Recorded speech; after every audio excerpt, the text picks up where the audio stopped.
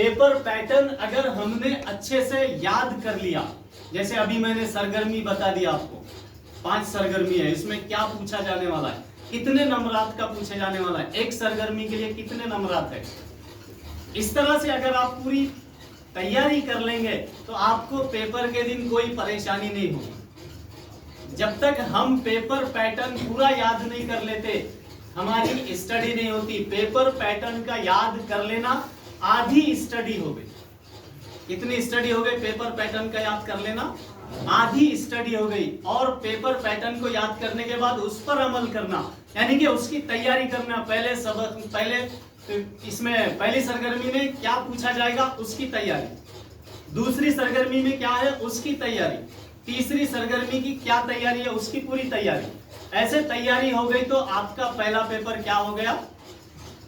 हो गया। आपको ज्यादा टेंशन लेने की जरूरत नहीं है। अगर पेपर पैटर्न अच्छे से याद कर लिए आप लोग तो आपको आधी तैयारी हो गई। आधी तैयारी में आप पढ़ लेंगे, एग्जाम में जाकर आप लिख देंगे। हमारे पास तलबा को हम क्या करते हैं, पूरा पेपर पैटर्न जबानी याद करा लेते हैं। पूरा पेपर पैटर्न 5 सरगर्मी, पहले में क्या पूछेंगे, दूसरे में क्या, तीसरे में क्या, चौथे में क्या, पांचवें में क्या। अब लिखने का तरीका उर्दू का, आप पहली सरगर्मी से कभी भी उर्दू का पेपर शुरू नहीं करेंगे, इसलिए कि पहली सरगर्मी में आप सवालात ढूंढने और उस लिखने में ज्यादा वक्त जाया कर लेते हैं। 7 नंबर की होती है पहला जो पैराग्राफ होता है, इक्तिबास होता है, वो 7 नंबर का है। इसलिए हम क्या कराते हैं, पहली सरगर्मी जो होती है वो पहले नहीं, बल्कि पहले हम 5वीं सरगर्मी लिखाते हैं। कौन सी सरगर्मी? 5वीं सरगर्मी, जिसको पूरे कितने नंबरात है? कितने नंबरात है? पहले है देखिए 6 नंबरात का अपना खत है। क्या लिखना है? खत लिखना है। फिर कहानी लिखना है। कहानी के बाद इश्तेहार बनाना है। क्या बनाना है? इश्तेहार। उसके बाद मजमून लिखना है। तो इस तरह से ये पूरे तरीके से ये जो 30 नंबर की सरगर्मी होती है उसको पहले लिखाते हैं। वो अगर आप पहले लिखेंगे, उसके बाद खवायद जो होता है 14 मार्च का, वो खवायद अगर आप पूरे से लिखेंगे अच्छे से, खवायद का मामला ऐसे होता है जैसे 2 जमा 2 मसावी है, क्या आएगा? 4। तो खवायद का भी ऐसे ही मामला है। अगर आपने जैसे के वैसे खवायद बराबर लिखा पूरे मार्क्स का, तो आपके एक भी नंबर नहीं कटेगा उसमें। नंबर कटेगा क्या? नहीं कटेगा। और जैसे के वैसे हुबहू जो सवाल पूछा वैसे ही खवायद में आपने लिखा जवाब। जैसे उसमें होता है पहले मुफरद मुरक्कब मखलूक जुमला पहचानिए। अगर आपको पूछा गया मुफरद जुमला या मुरक्कब जुमला, आपने पहचान लिया 2 जुमले। मुरक्कब जुमला जो होता है एक से जायद से बनता है, मुफरद जुमला जो होता है एक जुमला होता है, मखलूक जुमला जो होता है उसमें काफ बयान नहीं आता है कि पहला जुमला समझ में नहीं आता, दूसरे जुमले पे पहला जुमला डिपेंड होता है, तो उसको पहचानना होता है। अगर आपने वैसे ही लिखा तो आपके 2 में से कितने नंबर मिलेंगे? 2 में से 2 नंबर मिलेंगे, उसमें एक भी नंबर नहीं कटेगा या आधा भी नहीं होगा। अगर आपकी जाती राय पर उसने 3 नंबर रखा है, उसमें आपने जाती राय लिखा है, तो 3 में से 3 नंबर नहीं मिलेंगे। 3 में से 3 नंबर नहीं मिलेंगे। उसमें अच्छे से अच्छा लिखा है तो 2 नंबर, 2.5 नंबर या 2 नंबर या 1.5 नंबर मिलेंगे, इसमें कटेगा। लेकिन खवायद में नंबर कटते हैं क्या? नहीं कटते हैं अगर आपने अच्छे से लिखा। उसके बाद जो तीसरी सरगर्मी आती है, पहले 5वीं लिए, चौथी लिए, फिर तीसरी सरगर्मी जो अबुल हसन इस ड्रामे पर है, हारून रशीद, खलीफा हारून रशीद, आपको पढ़ाया होगा बहुत अच्छे से। एक मर्तबा पढ़ लिए, पूरे सवाल के जवाब याद हो जाते हैं। वो सरगर्मी अगर आपने कर लिया, उसके बाद 1 और 2 रहती है, नस्र की और नज्म की। तो इस तरह से अगर उर्दू की तैयारी आपने 5 दिन पूरी मुकम्मल कर ली है, और उसके बाद आपको कौन सा पेपर लिखना है? मराठी का पेपर है।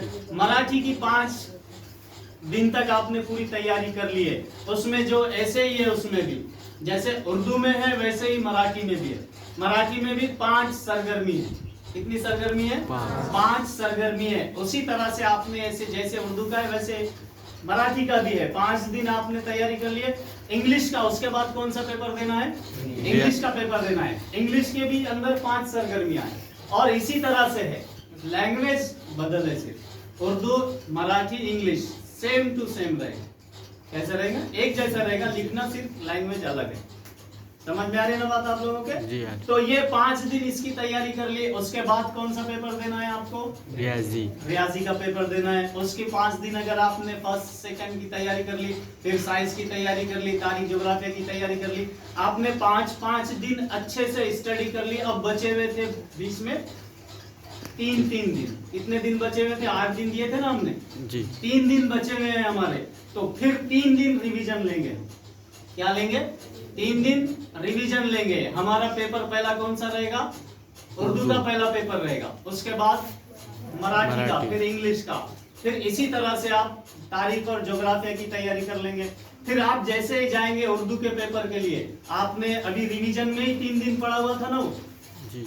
पढ़े थे कि नहीं पढ़े थे? सेल्फ में तो फौरन आपको उर्दू का पेपर आएगा, आप उर्दू का पेपर लिखेंगे, फिर मराठी का पेपर लिखेंगे, इंग्लिश का। इस तरतीब से आपको क्या करना है? स्टडी करना है। दिन बांट कर देना है अपने मजमून के लिए। अगर आप सिर्फ 1 घंटा कोई एक मजमून पढ़ लेंगे, आधा घंटा पढ़ लेंगे, स्टडी नहीं होती। मुकम्मल दिन देना है उनको। जब आप दिन देंगे, तकसीम करेंगे और एक एक पेपर को 5 और 8 दिन देंगे, तो आपकी तैयारी में कोई मुश्किलात नहीं आएगी। आपको भी आसानी से पढ़ने में मजा आएगा। आसानी से पढ़ेंगे और पढ़ने में भी मजा आएगा।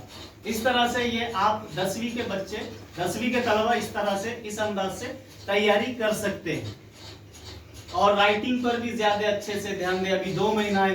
राइटिंग भी बनाने के लिए आप जैसे किताब में हूबहू लिखा हुआ है वैसे ही लिखने की कोशिश करें। आपको सफा लिखने के लिए कहते हैं उस्ताद, लाते हैं ना आप लोग सफे लोग, उर्दू के, इंग्लिश के, मराठी के।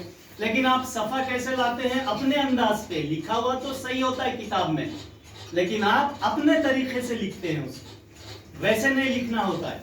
सफा लिखने का तरीका ये कि जैसे किताब में लिखा हुआ है वैसे ही आप अपनी नोटबुक में लिखेंगे। अब कैसे लिखेंगे वो? आप पहले देखेंगे उसको अच्छे से। देखने के बाद जैसे किताब में उतारा हुआ है, जैसा प्रिंट किया हुआ है, वैसे ही उसको आप हूबहू लिखने की कोशिश करेंगे। और 1 हफ्ता, 2 हफ्ते, 4 हफ्ते, 2 से 4 महीने के अंदर आपकी राइटिंग कैसी हो जाती? दुरुस्त हो जाती। लेकिन हमारा मामला क्या होता है? हम क्या करते हैं? उसको देखते हैं, वक्त नहीं रहता हमारे पास, दूसरे और काम करने होते हैं, इसलिए हम या तो क्लास में पीछे बैठ के या गपचुप में लिखते, या फिर घर में बैठ के लिख देते हैं। कैसा भी, मोबाइल देखना होता है, टीवी देखना होती है, कहीं जाना होता है। ऐसे नहीं चलता, ऐसे नहीं चलता। ये जो उम्र है आपकी, ये पढ़ने और बढ़ने और कुछ करने की है। इसी उम्र में आप सीखेंगे। क्या करेंगे? इसी उम्र में सीखेंगे। और आज आपको सीखने के लिए है सब। वक्त क्या है आपके लिए? पूरा पूरा दिया हुआ है आपको वक्त। आपको कोई काम करना होता है क्या?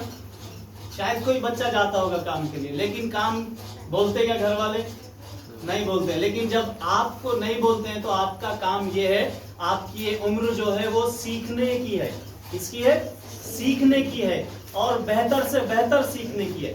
जब आप किताब में देखकर वैसे ही उतारने की कोशिश करेंगे, एक दिन आएगा कि आपकी राइटिंग बेहतरीन हो जाएगी। कैसी हो जाएगी?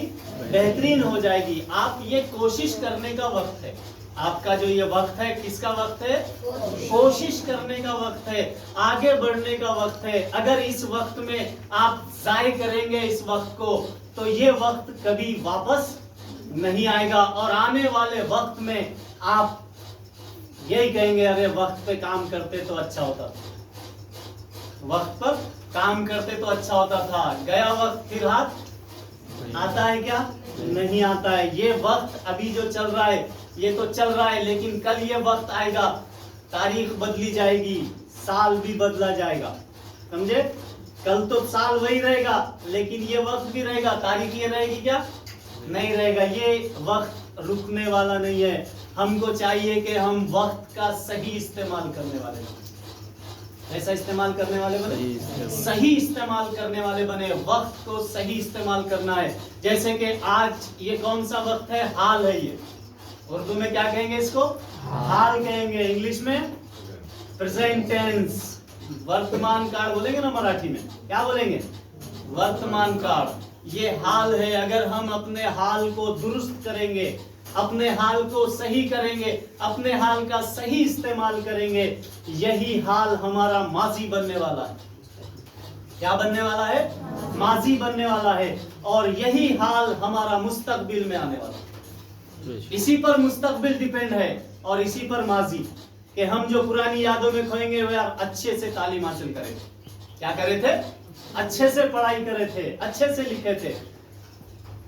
पिछले माजी को याद करेंगे ना हम अच्छे से, और मुस्तकबिल में जब हम जाएंगे तो बोलेंगे यार अच्छा है, अपनी लाइफ कैसी हो गई, अब सेटल हो गई।